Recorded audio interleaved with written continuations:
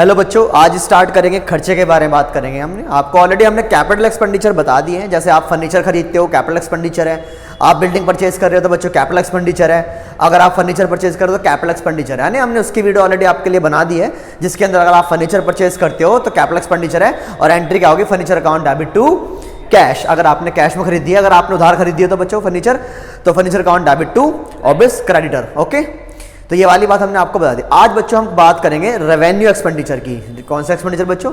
Revenue expenditure. Okay sir, कौन कौन से होते हैं रेवेन्यू एक्सपेंडिचर बच्चों? जिसकी वजह से हमारे बिजनेस के अंदर ना ही कोई लायबिलिटी बढ़ती है, ना ही हमारा कोई एसेट क्रिएट होता है बच्चों, ठीक है ना। सॉरी, जो हमारे पास रेवेन्यू एक्सपेंडिचर बच्चों, revenue expenditure are those expenditure which do not create any asset, do not reduce any liability.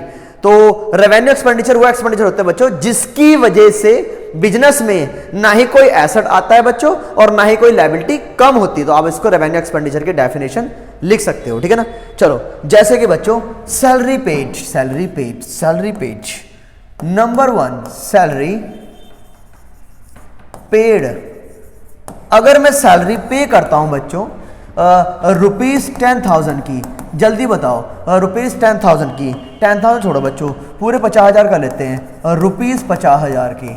चलो जी, ठीक है ना। उसके बाद अगर मैं कमीशन पे करता हूं भाई, अगर मैं कमीशन भी पे करता हूं, कमीशन पे करता हूं, ठीक है ना, 10,000 की, तो एंट्री करने से पहले बच्चों आपको क्या सोचना है? आपको ये सोचना है बच्चों कि खर्चा हुआ, खर्चा होगा तो बताओ क्या होगा बच्चों? खर्चा, सारे खर्चे डेबिट, सारे खर्चे debit. All expenditure, all expenses and losses क्या होते हैं बच्चों? डेबिट। इसका मतलब अगर खर्चे बढ़ेंगे तो बिजनेस में डेबिट होंगे और एसेट कम होंगे तो बिजनेस के अंदर क्रेडिट होंगे। एसेट क्या बच्चों? यहाँ पे इस बार मेरे पास कैश है, ठीक है ना। तो ये लो भाई, कैश है मेरे पास, एसेट इसमें, क्योंकि चलो ठीक है, लो भाई। तो एंट्री पास कर दूं क्या बच्चों? एंट्री पास कर देता हूं मैं आपके लिए। तो ये लो, मैं कह रहा हूं बच्चों सैलरी पेड, तो क्या एंट्री क्या होगी? सैलरी अकाउंट डेबिट, क्योंकि खर्चा है साहब, खर्चा बढ़ेगा तो डेबिट होगा, रूल तो यही कह रहा है भाई। टू कैश, तो ये रूल किसका लग गया? ये रूल एसेट का लग गया, एसेट कम होगा तो क्रेडिट होगा भाई। डन। तो लो भाई 50,000 और 50,000। बच्चा कह रहा भाई कैश क्या चला गया। हम अपने एम्प्लॉय को बुलाते हैं, एम्प्लॉय जी इधर आओ, ठीक है ना, जल्दी आओ भाई।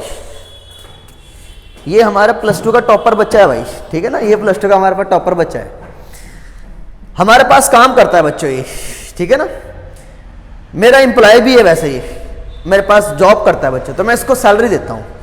तो आपकी सैलरी कितनी है भाई? 50,000। बताओ ना बच्चों कितनी सैलरी आपकी? 50,000। 50,000 देख के बोलो ना बच्चों को। 50,000। 50,000, ठीक है ना। तो बच्चों ये बताओ, अगर मैं इसको 50,000 की सैलरी दूंगा, 10,000, 20,000, 30,000, 40,000, 50,000, ठीक है ना। तो लो भाई ये आपकी सैलरी। तो बच्चों मेरी जेब से कैश गया, मेरी जेब से कैश गया, मेरा खर्चा और मेरी जेब से कैश गया, दो चीज आए ना बच्चों। मेरा खर्चा भी हुआ, खर्चा हुआ मेरा बच्चों, और कैश भी गया। तो इधर देखो ना, बच्चों को दिखाओ ना, बताओ ना इस बात को, बच्चा समझ नहीं पा रहा। बच्चा कह रहा मेरा खर्चा हुआ बच्चों, मैंने डेबिट करा, और मेरे पास कैश गया तो मैंने क्रेडिट करा। हैंस जब भी बच्चों आप कोई खर्चा पे करते हो, मैं पेड की बात कर रहा हूं, तो इसके वजह से मेरी जेब से कैश जा रहा है और मेरा खर्चा भी बढ़ रहा है, ठीक है ना। अकाउंटिंग बच्चों ड्यूल एस्पेक्ट कॉन्सेप्ट है, हमेशा अकाउंटिंग के अंदर आपको दो एस्पेक्ट देखने होते हैं बच्चों। वन इज हमारे पास क्या हुआ, खर्चा बढ़ा, सेकंड है हमारे पास एसेट कम हो गया, इसका मतलब कैश कम हुआ तो हमारे पास करंट एसेट कम होगा, ठीक है जी। बैठो भाई। ओके, तो ये बताओ अगर आप कमीशन पे करोगे तो उसकी भी एंट्री क्या होगी? Commission account debit, commission account debit, commission account debit to cash. कितना? 10,000 और 10,000। ओके जी। उसके बाद अगर आप रेंट पे करोगे तो क्या एंट्री होगी? Rent account debit to cash. इसका मतलब अगर आप कोई भी खर्चा पे कर रहे हो बच्चों, आप कोई भी खर्चा पे कर रहे हो तो खर्चा अकाउंट डेबिट टू कैश। आप रेंट पे कर रहे हो, आप इंटरेस्ट पे कर रहे हो, आप कैरेज पे कर रहे हो, एडवर्टाइजमेंट का खर्चा पे कर रहे हो, आप कोई सामान खरीद कर लेके आ रहे हो बच्चों, उसको purchase account debit to cash, ठीक है ना। अगर आप कोई सामान भी खरीद कर लेके आ रहे हो बच्चों, गुड्स खरीद कर लेके आ रहे हो, गुड्स खरीद कर लेके आ रहे हो, अगर आप गुड्स परचेज कर रहे हो तो गुड्स को गुड्स के नाम से नहीं दिखाएगा, आप उसको परचेज के नाम से शो करोगे, purchase account debit to cash, ठीक है बच्चों। क्योंकि गुड्स हमारा ऑर्डिनरी कोर्स ऑफ बिजनेस है तो हम एक वर्ड यूज कर लेते हैं उसके लिए, परचेज वर्ड, ठीक है ना। बाद में हम परचेज से सेल से कंपेयर करके प्रॉफिट और लॉस निकाल दे करते हैं कुछ खर्चे को कंसिडर करने के बाद। ओके ठीक है जी। तो बच्चों ये लो, अगर आपने कोई भी खर्चा, अब जल्दी बताओ, अगर आपने रेंट पे कर तो क्या एंट्री होगी, rent account debit to cash. अगर आपने कमीशन पे करी, commission account debit to cash. Interest pay करा, interest account debit to cash. इसका मतलब जो भी आप बच्चों पे करोगे उसके बाद क्या होगा, आपको वो खर्चा डेबिट करने के बाद टू कैश में डाल दोगे। ठीक है जी, आगे चलो। अब बच्चा कंफ्यूज यहां नहीं होता, चलो ये लो बच्चों, मैं ये कह रहा हूं salary due, salary due but not paid ₹10,000।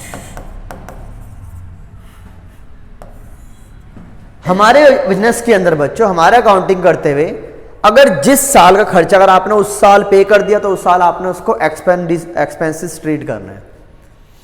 लेकिन साहब जिस साल खर्चा अगर आपने उस साल पे नहीं करा, ठीक है ना, तो आप उसको आउटस्टैंडिंग खर्चा मानोगे। कौन सा खर्चा मानोगे, आउटस्टैंडिंग खर्चा मानोगे। ठीक है ना।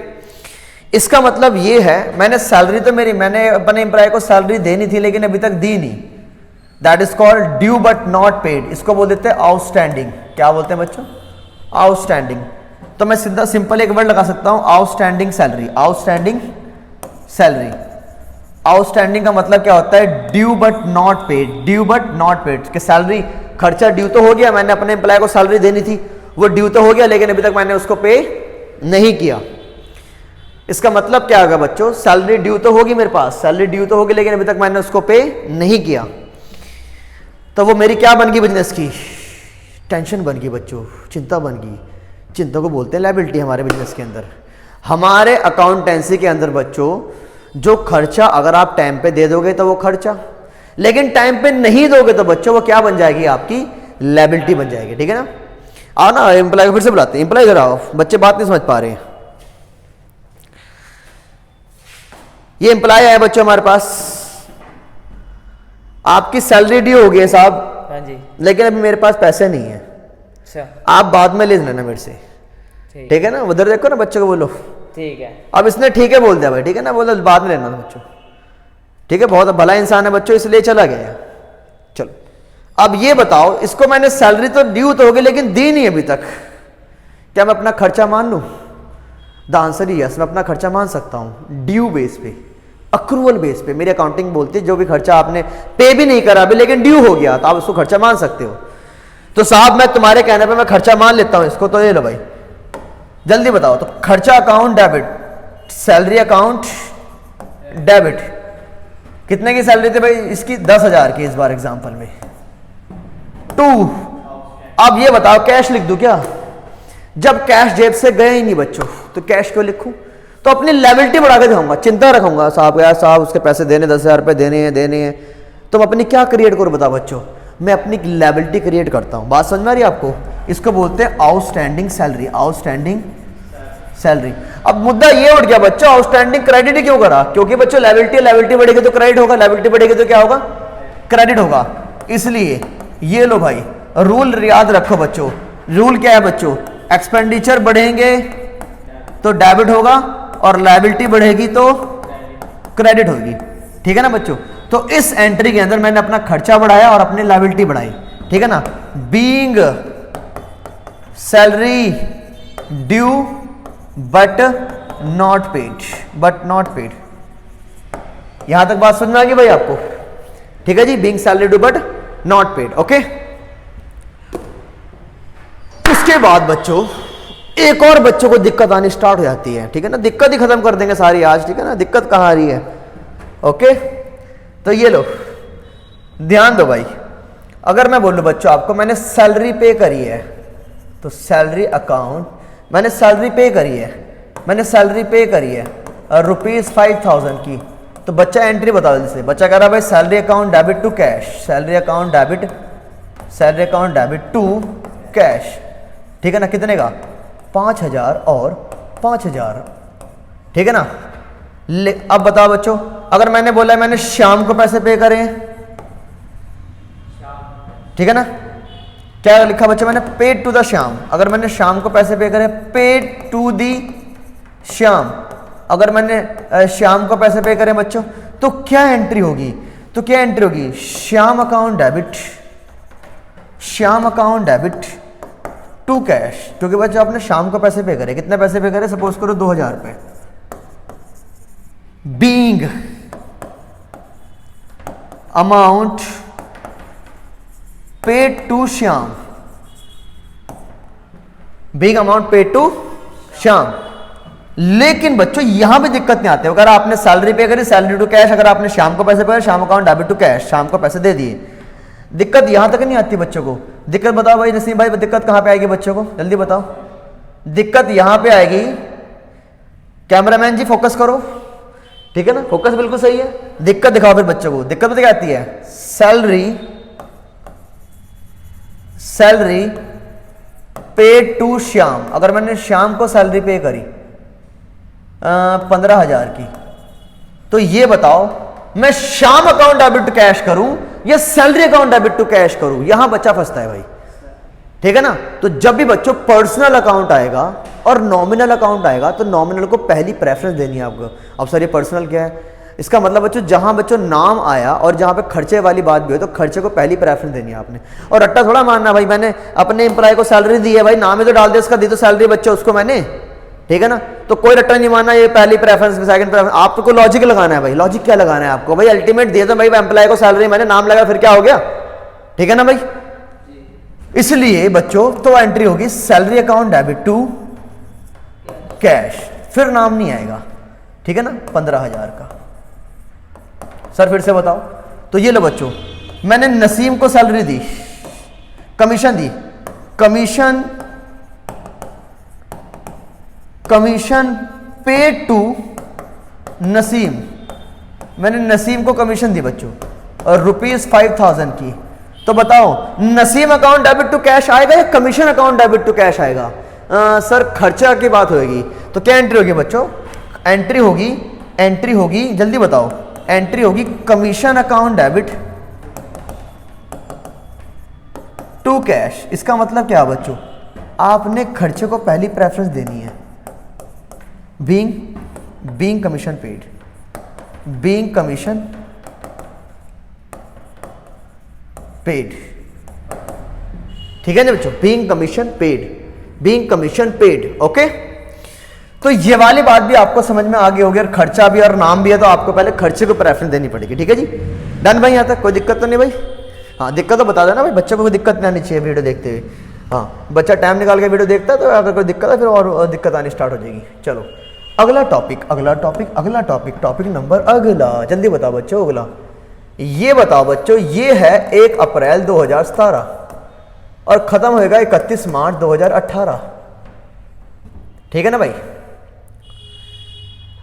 अगर ये बता बच्चों, मैंने ये इसको रीड करते हैं 17-18,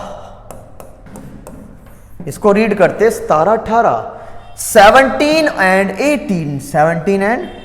18, ठीक है बच्चों।